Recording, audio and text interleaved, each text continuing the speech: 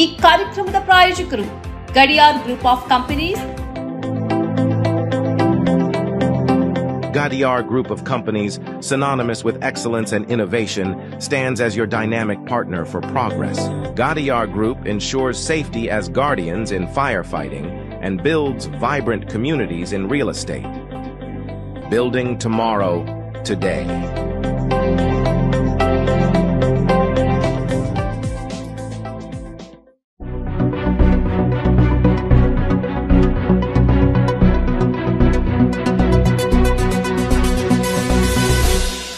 ವೀಕ್ಷಕರೇ, ಸನ್ಮಾರ್ಗ ಸುದ್ದಿ ಸಂಚಯಕ್ಕೆ ಸ್ವಾಗತ. ನಾನು RA ಲೋಹಾನಿ.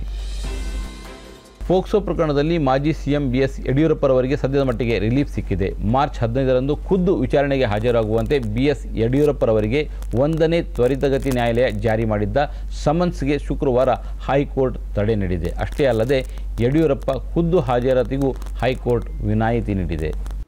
ವಿಶೇಷ ನ್ಯಾಯಾಲಯದ ಸಮನ್ಸ್ ಹಾಗೂ ಕೋರ್ಟ್ ಕಾಗ್ನಿಜೆನ್ಸ್ ರದ್ದು ಮಾಡುವಂತೆ ಕೋರಿ BSY ಮತ್ತು ಇತರ ಮೂವರು ಹೈಕೋರ್ಟ್ ಮೊರೆ ಹೋಗಿದ್ದರು. ಅರ್ಜಿಯ ವಿಚಾರಣೆ ನಡೆಸಿದ ನ್ಯಾಯಮೂರ್ತಿ ಪ್ರದೀಪ್ ಸಿಂಗ್ ಯರೂರ್ ಅವರಿದ್ದ ಏಕಸದಸ್ಯ ಪೀಠ ಸಮನ್ಸ್ ಆದೇಶಕ್ಕೆ ತಡೆ ನೀಡಿದೆ. BSY ಅರ್ಜಿಯ ವಿವರವಾದ ವಿಚಾರಣೆ ಅಗತ್ಯವಿದೆ ಎಂದು ಅಭಿಪ್ರಾಯಪಟ್ಟಿರುವ ನ್ಯಾಯಾಲಯ ವಿಚಾರಣೆಯನ್ನು ಮುಂದೂಡಿದೆ. ಯಡಿಯೂರಪ್ಪರವರು 17 ವರ್ಷದ ಬಾಲಕಿ ಮೇಲೆ ಲೈಂಗಿಕ ದೌರ್ಜನ್ಯ ಎಸಗಿದ್ದಾರೆ ಎಂಬ ಆರೋಪ 2024ರ ಮಾರ್ಚ್ನಲ್ಲಿ ಕೇಳಿಬಂದಿತ್ತು. ಸಂತ್ರಸ್ತೆಯ ತಾಯಿ ಈ ಆರೋಪ ಮಾಡಿದ್ದರು. ಬಳಿಕ ಯಡಿಯೂರಪ್ಪ ವಿರುದ್ಧ ಲೈಂಗಿಕ ಅಪರಾಧಗಳಿಂದ ಮಕ್ಕಳ ರಕ್ಷಣೆ ಪೋಕ್ಸೋ ಕಾಯ್ದೆಯಡಿ ಬೆಂಗಳೂರಿನ ಸದಾಶಿವನಗರ ಪೊಲೀಸ್ ಠಾಣೆಯಲ್ಲಿ ಪ್ರಕರಣ ದಾಖಲಿಸಲಾಗಿತ್ತು. ಬಿಜೆಪಿಯ ರಾಜ್ಯಾಧ್ಯಕ್ಷರನ್ನಾಗಿ BY ವಿಜೇಂದ್ರರನ್ನ ಮುಂದುವರಿಸಿದರೂ ಸರಿ, ಬೇಡವೆಂದರೂ ನನ್ನದೇನೂ ಅಭ್ಯಂತರವಿಲ್ಲ ಎಂದು ಮಾಜಿ ಸಚಿವ B ಶ್ರೀರಾಮುಲು ಹೇಳಿದ್ದಾರೆ. ಶಾಸಕ ಬಸವನಗೌಡ ಪಾಟೀಲ್ ಯತ್ನಾಳ್ ಪ್ರಾದೇಶಿಕ ಪಕ್ಷ ಕಟ್ಟಲ್ಲ, ಅದೆಲ್ಲ ಕೇವಲ ಊಹಾಪೋಹ ಎಂದು ಕೂಡ ಶ್ರೀರಾಮುಲು ಅಭಿಪ್ರಾಯ ವ್ಯಕ್ತಪಡಿಸಿದ್ದಾರೆ. ಬಳ್ಳಾರಿಯಲ್ಲಿ ಸುದ್ದಿಗೋಷ್ಠಿಯಲ್ಲಿ ಮಾತನಾಡಿದ ಮಾಜಿ ಸಚಿವ B ಶ್ರೀರಾಮುಲು, ಪಕ್ಷಕ್ಕೆ 8% ಮತಗಳನ್ನು ತರುವ ಸಾಮರ್ಥ್ಯ ನನ್ನಲ್ಲಿದ್ದು ನಿರಂತರವಾಗಿ ಪಕ್ಷದ ಸೇವೆ ಮಾಡುತ್ತೇನಾದರೂ ಪಕ್ಷದ ನಿರ್ಧಾರಕ್ಕೆ ಬದ್ಧ ಎಂದರು. ಪಕ್ಷದ ರಾಜ್ಯಾಧ್ಯಕ್ಷ ಸ್ಥಾನಕ್ಕೆ ಸಂಬಂಧಿಸಿದಂತೆ ಪಕ್ಷದ ರಾಷ್ಟ್ರೀಯ ನಾಯಕರ ತೀರ್ಮಾನವೇ ಅಂತಿಮ.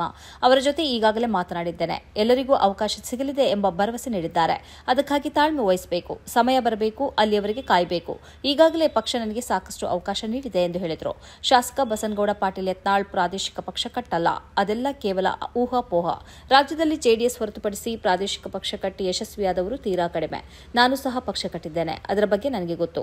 ನೆರೆಯ ಆಂಧ್ರಪ್ರದೇಶ, ತಮಿಳುನಾಡು ರಾಜ್ಯಗಳಂತೆ ರಾಜ್ಯದ ಜನರು ಪ್ರಾದೇಶಿಕ ಪಕ್ಷಕ್ಕೆ ಮಾನ್ಯತೆ ನೀಡುವುದಿಲ್ಲ ಎಂದು ಮಾಜಿ ಸಚಿವ ಶ್ರೀರಾಮುಲು ಹೇಳಿದರು. ಮಧುಮೇಹಿಗಳು ಬಳಸುವ ಎಂಪಾಗ್ಲಿಪ್ಲೋಸಿನ್ ಔಷಧ ಮಾತ್ರೆಯ ಬೆಲೆ 90% ಕಡಿತ ಮಾಡುವ ಸುದ್ದಿ ಬಂದಿದೆ. ಎಂಪಾಗ್ಲಿಪ್ಲೋಸಿನ್ನ ಬೆಲೆ ಈ ಹಿಂದೆ 10 ಗ್ರಾಂ ಮಿಲಿಗ್ರಾಂ ಡೋಸೇಜ್ ರೂಪದ ಟ್ಯಾಬ್ಲೆಟ್ಗೆ 58.7 ರೂಪಾಯಿ ಮತ್ತು 25 ಮಿಲಿಗ್ರಾಂ ಡೋಸೇಜ್ಗೆ 71.1 ರೂಪಾಯಿ ಇತ್ತು.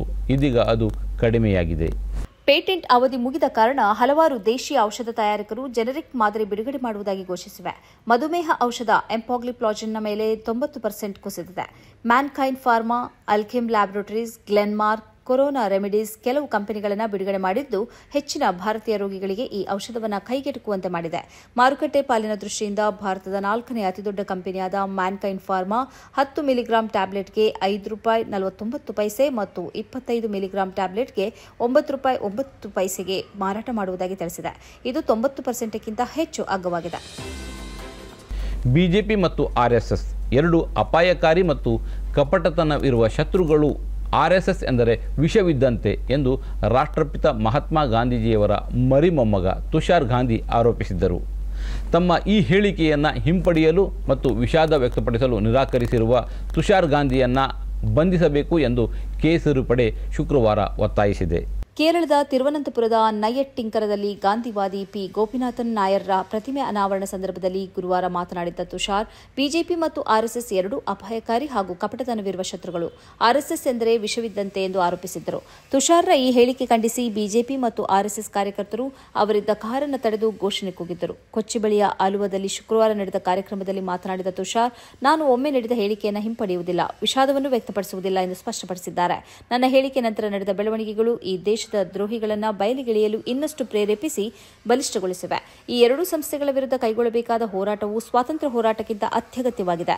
ಸಂಘ ಎಂಬುದು ನಮ್ಮೆಲ್ಲರ ಸಮಾನ ಶತ್ರುವಾಗಿದೆ. ಅದರ ಮುಖವಾಡವನ್ನು ಕಳಚಲೇಬೇಕು ಎಂದು ಗುಡುಗಿದ್ದಾರೆ. ಇತ್ತೀಚೆಗೆ ಗಾಜಾಕ್ಕೆ ಭೇಟಿ ನೀಡಿದ ವಿಶ್ವಸಂಸ್ಥೆಯ ಮಾನವೀಯ ವಿಭಾಗದ ಮುಖ್ಯಸ್ಥ ಟಾಮ್ ಬ್ಲೇಚರ್ ಆಘಾತಕಾರಿ ಮಾಹಿತಿಯನ್ನು ಮಾಧ್ಯಮದವರ ಜೊತೆ ಹಂಚಿಕೊಂಡಿದ್ದಾರೆ. ಇಲ್ಲಿಯ ಜನರು ಹೊಟ್ಟೆಗಿಲ್ಲದೆ ಕಂಗಾಲಾಗಿರುವಾಗ ಅಲ್ಲಿನ ನಾಯಿಗಳು ಅತ್ಯಂತ ಪುಷ್ಟಿಯಿಂದ ಕೂಡಿರುವುದನ್ನು ನಾನು ಕಂಡೆ. ಅಲ್ಲಿ ದಾರಿ ತೋರಿಸುವುದಕ್ಕೆ ಯಾವುದೇ ಲ್ಯಾಂಡ್ಮಾರ್ಕ್ ಇರಲಿಲ್ಲ. ಆಸ್ಪತ್ರೆ ಯಾವುದಾಗಿತ್ತು, ಮನೆ ಯಾವುದಾಗಿತ್ತು, ಶಾಲೆ ಯಾವುದಾಗಿತ್ತು ಎಂದೆಲ್ಲ ಯಾವುದನ್ನೂ ತಿಳಿದುಕೊಳ್ಳಲು ಸಾಧ್ಯವಿಲ್ಲದಂತಹ ಪರಿಸ್ಥಿತಿ ಇತ್ತು.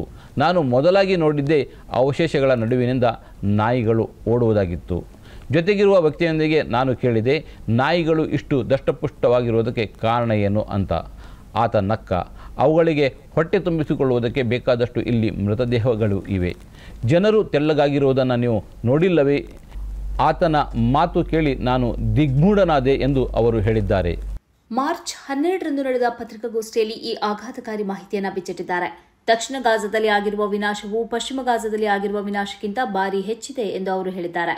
ವಿಶ್ವಸಂಸ್ಥೆಯ ಲೆಕ್ಕ ಪ್ರಕಾರ ಗಾಜಾದಲ್ಲಿ 50 ದಶಲಕ್ಷ ಟನ್ ಅವಶೇಷಗಳು ಬಿದ್ದುಕೊಂಡಿವೆ.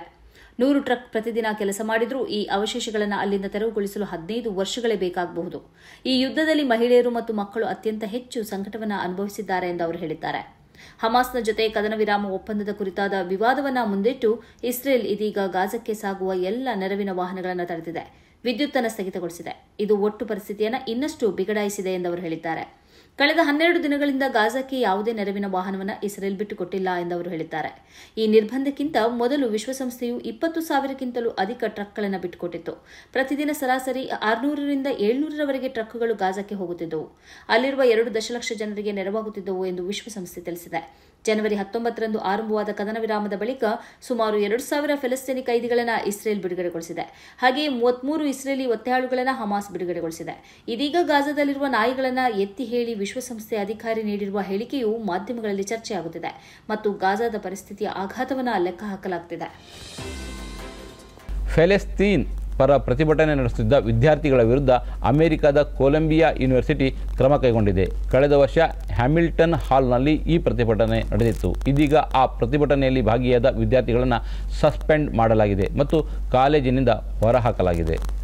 ಕ್ಯಾಂಪಸ್ನಲ್ಲಿರುವ ಯಹೂದಿ ವಿರೋಧಿಗಳ ವಿರುದ್ಧ ಕ್ರಮ ಕೈಗೊಳ್ಳುವುದಕ್ಕೆ ಯೂನಿವರ್ಸಿಟಿ ವಿಫಲವಾಗಿದೆ ಎಂದು ಹೇಳಿ ಟ್ರಂಪ್ ಸರ್ಕಾರವು ಯೂನಿವರ್ಸಿಟಿಗೆ ನೀಡುತ್ತಿದ್ದ ಫಂಡ್ ಅನ್ನು ರದ್ದುಗೊಳಿಸಿತ್ತು. ಈ ಯೂನಿವರ್ಸಿಟಿಯ ಮೊಹಮ್ಮದ್ ಖಾಲಿಲ್ ಎಂಬ ವಿದ್ಯಾರ್ಥಿಯನ್ನು ದಿನದ ಹಿಂದೆ ಪೊಲೀಸರು ಬಂಧಿಸಿದ್ದರು. ಇದರ ಬಳಿಕ ಸಸ್ಪೆಂಡ್ ಕ್ರಮ ಕೈಗೊಳ್ಳಲಾಗಿದೆ. ವಿದ್ಯಾರ್ಥಿಗಳನ್ನು ಸಸ್ಪೆಂಡ್ ಮಾಡುವುದು, ತಾತ್ಕಾಲಿಕವಾಗಿ ಬಿರುದು ದಾನವನ್ನು ರದ್ದುಗೊಳಿಸುವುದು ಮುಂತಾದ ಕ್ರಮವನ್ನು ಇದೀಗ ಯೂನಿವರ್ಸಿಟಿ ಕೈಗೊಳ್ಳುತ್ತಿದೆ. ಇಮೇಲ್ ಮೂಲಕ ಈ ಕ್ರಮ ಕೈಗೊಂಡಿರುವುದನ್ನು ವಿದ್ಯಾರ್ಥಿಗಳಿಗೆ ಯೂನಿವರ್ಸಿಟಿ ತಿಳಿಸಿದೆ. ಕಳೆದ ವರ್ಷದ ಏಪ್ರಿಲ್ನಲ್ಲಿ ಇಲ್ಲಿಯ ವಿದ್ಯಾರ್ಥಿಗಳು ಫೆಲಿಸ್ತೀನಿ ಪರ ರ್ಯಾಲಿ ನಡೆಸಿದ್ದರು. ಆ ಬಳಿಕ ವಿದ್ಯಾರ್ಥಿಗಳನ್ನು ಪೊಲೀಸರು ಬಂಧಿಸಿದ್ದರು. ಆದರೆ ವಿದ್ಯಾರ್ಥಿಗಳ ಮೇಲೆ ಕ್ರಿಮಿನಲ್ ಅಪರಾಧವನ್ನು ಹೊರಿಸಿಲ್ಲ. ಪ್ರತಿಭಟನೆ ನಡೆಸಿದ ವಿದ್ಯಾರ್ಥಿಗಳನ್ನು ಗಡೀಪಾರುಗೊಳಿಸುವುದಾಗಿ ಟ್ರಂಪ್ ಬೆದರಿಸಿದ್ದರು. ಇದರ ಹಿನ್ನೆಲೆಯಲ್ಲಿ ಇದೀಗ ಈ ಕಠಿಣ ಕ್ರಮಗಳನ್ನು ಕೈಗೊಳ್ಳಲಾಗುತ್ತಿದೆ ಎಂದು ತಿಳಿದುಬಂದಿದೆ. ದುಬೈಯಲ್ಲಿ 55 ಹೊಸ ಮಸೀದಿಗಳ ನಿರ್ಮಾಣವಾಗುತ್ತಿದೆ. ಹಾಗೆಯೇ ಯುಎಇಯ 70% ಮಸೀದಿಗಳಲ್ಲೂ ಶುಕ್ರವಾರದ ಖುತ್ಬಾ ಇಂಗ್ಲಿಷ್ನಲ್ಲಿ ಇರಬೇಕು ಎಂದು ಕೂಡ ಸರ್ಕಾರ ತೀರ್ಮಾನಿಸಿದೆ. ಕಳೆದ ವರ್ಷ ದುಬೈಯಲ್ಲಿ 24 ಹೊಸ ಮಸೀದಿಗಳನ್ನು ನಿರ್ಮಿಸಲಾಗಿತ್ತು.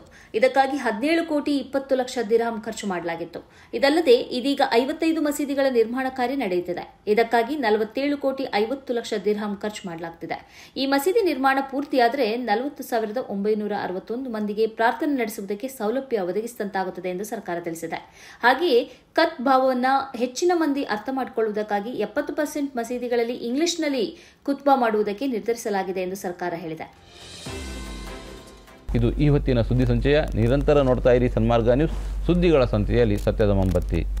ಸನ್ಮಾರ್ಗ ನ್ಯೂಸ್ 1.5 ಲಕ್ಷ ಚಂದಾದಾರರನ್ನ ದಾಟಿದೆ. ಇದನ್ನ ಸಾಧ್ಯವಾಗಿಸಿದ್ದು ವೀಕ್ಷಕರಾದ ನೀವೇ. ಮುಂದಿನ 1 ವರ್ಷದಲ್ಲಿ ಈ 1.5 ಲಕ್ಷವನ್ನ 3 ಲಕ್ಷಗಳಾಗಿ ಪರಿವರ್ತಿಸುವ ಗುರಿಯನ್ನ ನಾವು ಇಟ್ಕೊಂಡಿದ್ದೇವೆ. ನಿಮ್ಮ ಬೆಂಬಲ ಇಲ್ಲದೆ ಇದು ಸಾಧ್ಯವೇ ಇಲ್ಲ. ನೀವು ಮಾಡಬೇಕಾಗಿರುವುದು ಏನಂದ್ರೆ ಸನ್ಮಾರ್ಗ ನ್ಯೂಸ್ ಚಾನೆಲ್ನ ಕಾರ್ಯಕ್ರಮವನ್ನ ನಿಮ್ಮ ಗೆಳೆಯರಿಗೆ, ಸಂಬಂಧಿಕರಿಗೆ ಕಳಿಸಿಕೊಡಬೇಕು. ಅವರಲ್ಲೂ ಸಬ್ಸ್ಕ್ರೈಬ್ ಮಾಡುವಂತೆ ಹೇಳಬೇಕು. ನಿಮ್ಮ ಮನೆಯವರಲ್ಲೂ ಹೇಳಬೇಕು.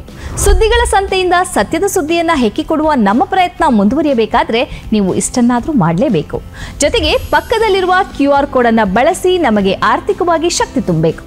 ಸುಳ್ಳಿನ ಎದುರು ನಮ್ಮ ಧ್ವನಿ ತಗ್ಗದೇ ಇರಬೇಕಾದ್ರೆ ನಾವು ಆರ್ಥಿಕವಾಗಿ ಪರಾವಲಂಬಿಗಳಾಗಿರಬಾರದು. ನೀವು ಶಕ್ತಿಯನ್ನು ಕೊಡಿ, ನಾವು ಸತ್ಯವನ್ನ ಕೊಡ್ತೇವೆ. Thank you.